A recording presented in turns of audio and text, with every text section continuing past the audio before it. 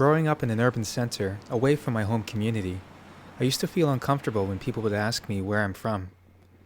My relationship with educational institutions has always been uneasy since the beginning, as the post-residential school experience had by my family was severe.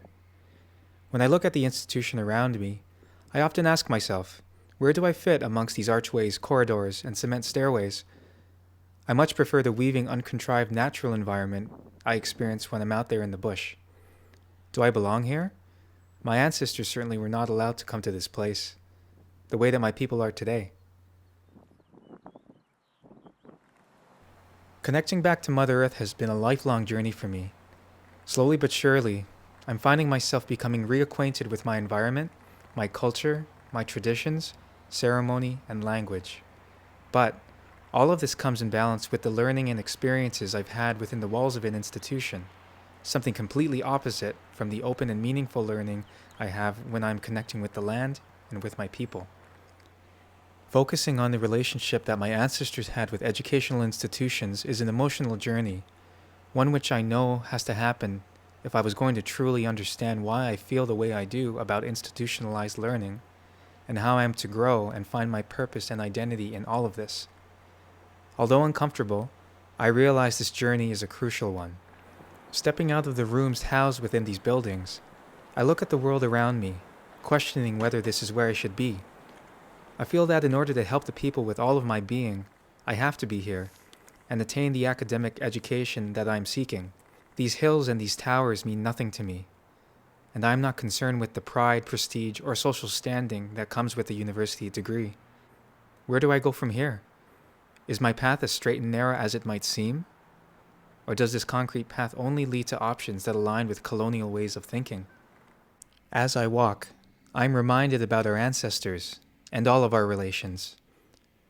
Some of these relations come not in the form of people, but rather in the beings who watch over us, who take care of us, and remind us why we are here and who it is that we are. Whenever I question myself, I always make a point to visit with my relations and pray. This is one of our original teachings, and it is important that we continue this way as it guides us on our path in a good way. Even though this relative should not be here, I acknowledge that she is here for a purpose, and that I will take care of her the way that I know how. This way, she takes care of me and reminds me of who I am. We pray when we are asking for guidance. We pray when we ask for help. We pray in order to better understand ourselves and our ways as Indigenous people. Yes, there are other ways of being, like those learned through institutionalized learning, but those ways are not our way. It is important to remember, wherever it is that you go, to take the good teachings you learn and add them to your own.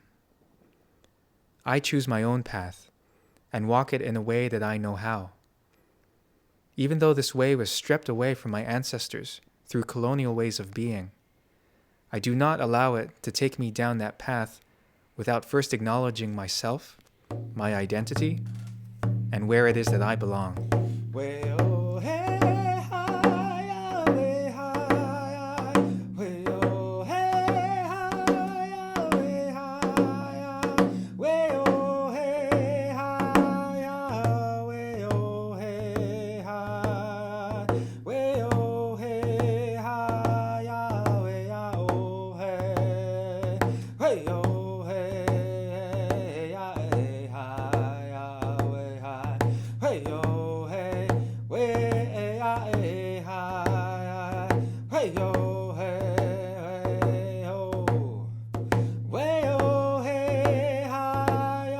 I belong here, and I will always put my heart before my mind.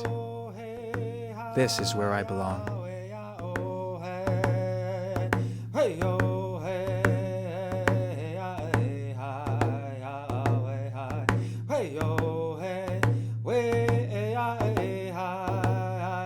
Hey yo.